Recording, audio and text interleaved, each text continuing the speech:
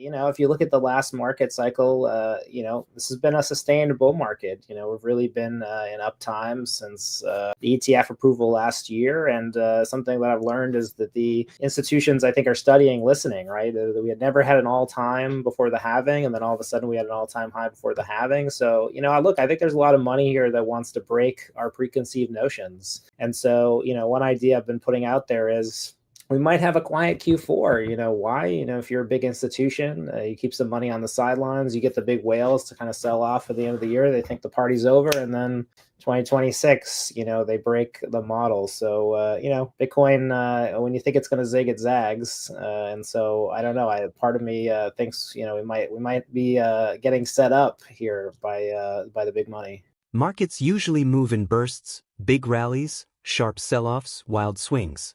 But this year Bitcoin has done something different. It's mostly gone sideways. That flatness hides an important change under the surface. According to Rizzo, the Bitcoin historian, the big difference this cycle is the presence of steady institutional and corporate buyers. In past runs, those players weren't part of the equation.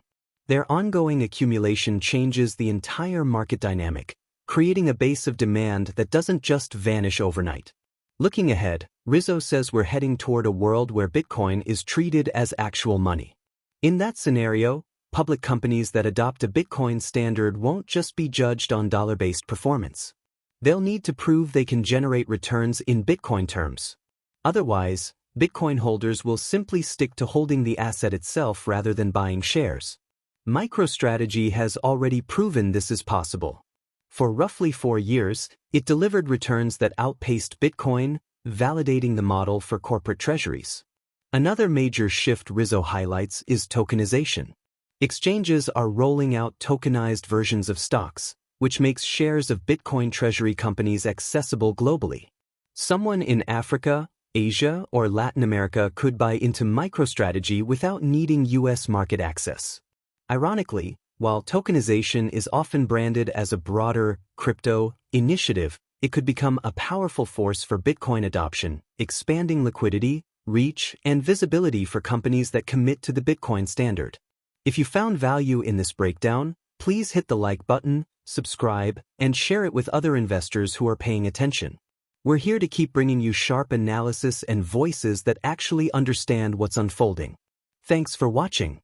I've been kind of had a consistent drumbeat here. I think the institutions are counter trading us. I'd like to believe that October is upon us, but if you look at the last market cycle, this has been a sustained bull market. We've really been in up times since the ETF approval last year, and something that I've learned is that the institutions, I think, are studying listening, right? We had never had an all-time before the halving, and then all of a sudden we had an all-time high before the halving. So, I think there's a lot of money here that wants to break our preconceived notions.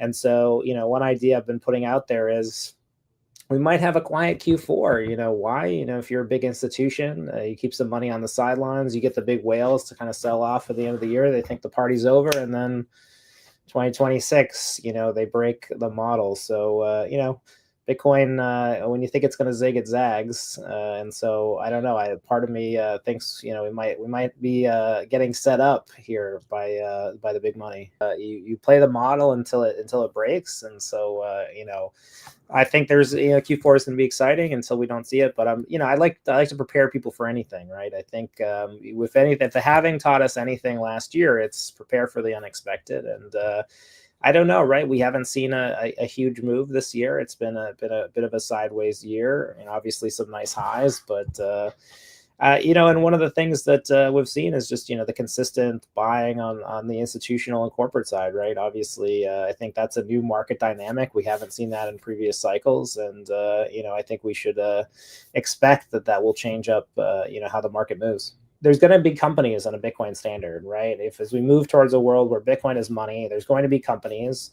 And if you're going to be a public company in that environment, you should aspire to return, value to shareholders, you would think, in Bitcoin. Otherwise, there isn't a compelling reason for Bitcoiners to invest in you because they should be buying Bitcoin, right? So the whole experiment here is to see, how possible this is. Obviously with strategy, right? They delivered excess returns over Bitcoin for About 4 years. It's been sideways for a couple months, but for about a period of 4 years, you were better off putting $1 in a strategy than you were in a Bitcoin, right? That's just how the math works out. And so, though I do think you're going to see a continued merging of these two worlds, right? That's I think there's this idea that these are going to be separate things. But one item I like to point out to people, I know you have a kind of crypto generalist audience, but They're pretty tokenization. Bitcoiny, to be honest. They're pretty Okay. Bitcoiny. Yeah.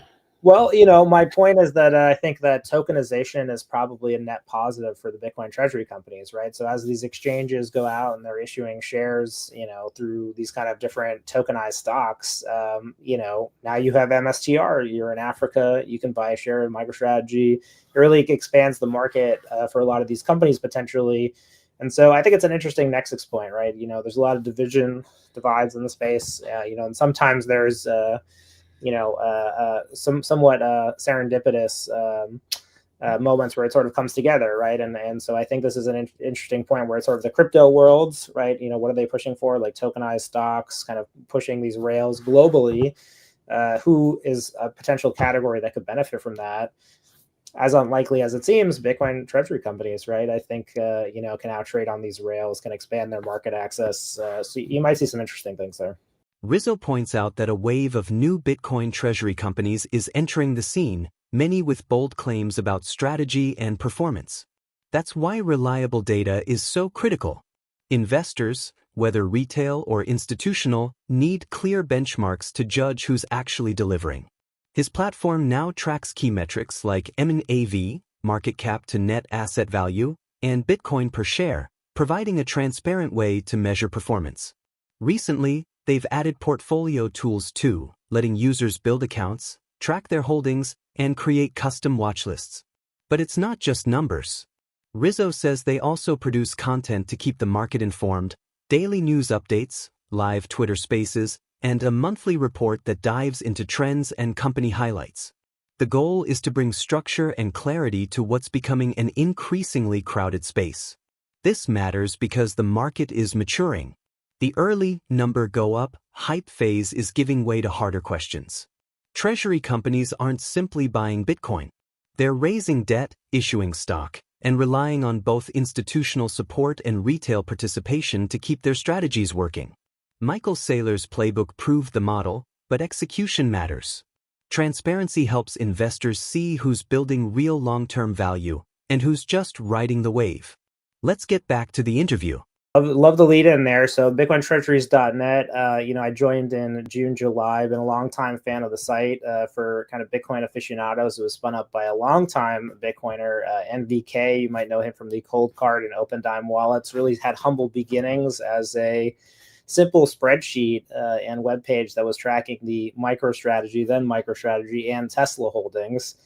4 years later, pretty much the most trafficked website for digital asset company holdings.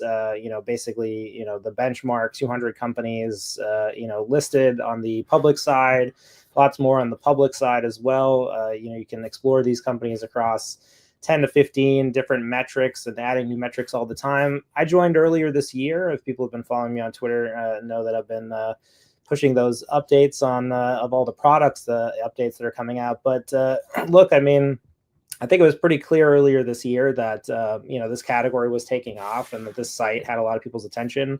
A lot of people, sit on the site all day, look at the updates. It's updated whenever there's a new Bitcoin purchase by any company. So today on the leaderboard, you get to see breaking news happen. Metaplanet flips Adam Back's Bitcoin Standard Treasury company to become 4th place. This is the kind of activity that we're covering, but really, you can think of bitcointreasuries.net as, we want to basically offer people the ability to actually do due diligence on these companies, right? So a lot of Bitcoin treasury companies have come to market.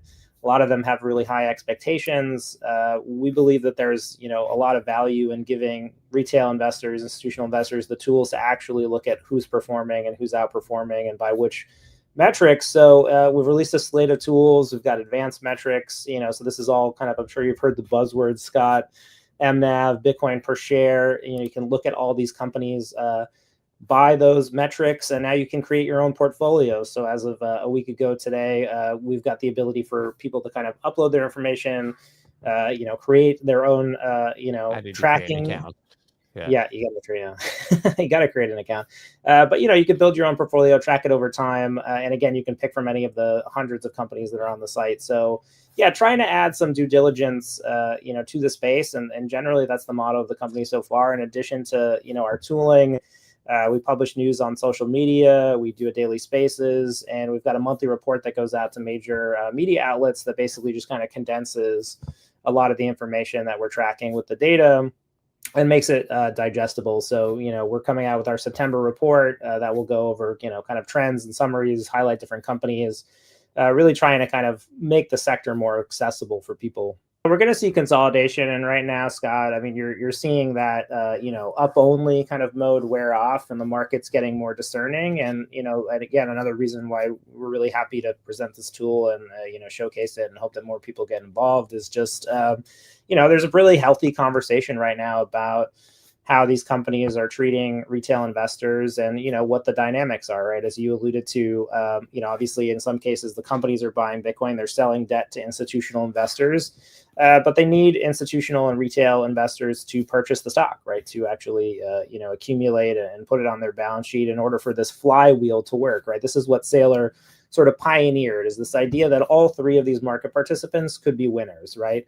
Strategy could buy Bitcoin, it could raise money from the debt markets, it could allocate that, through its shares, through its share management, and the people who bought shares would actually gain value in Bitcoin, right? And so this is something that is really talked about a lot in the market. But for people who are new, the key North Star for a lot of these companies is something called Bitcoin per share, and right, this is this idea that if I put $1 today into one of these, digital asset treasury companies, I would expect to earn more Bitcoin, like over time, right? If I put $1 into your company today, Scott, and then in 2 months I had, less Bitcoin than I could have bought today, I made a bad investment. So, what I think is interesting here is this emergence of this whole kind of market category where everyone's sort of measuring and benchmarking their performance in Bitcoin. And so if you're biased towards hyper Bitcoinization, Sideways trading often looks like stagnation, but in reality it can mark the quiet foundation of something larger.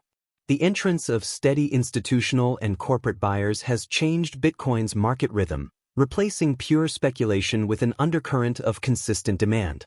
That stability is forcing a shift in how performance is measured. For companies embracing a Bitcoin standard, the test is no longer about dollar returns alone. It's about proving they can grow value even when measured directly against Bitcoin.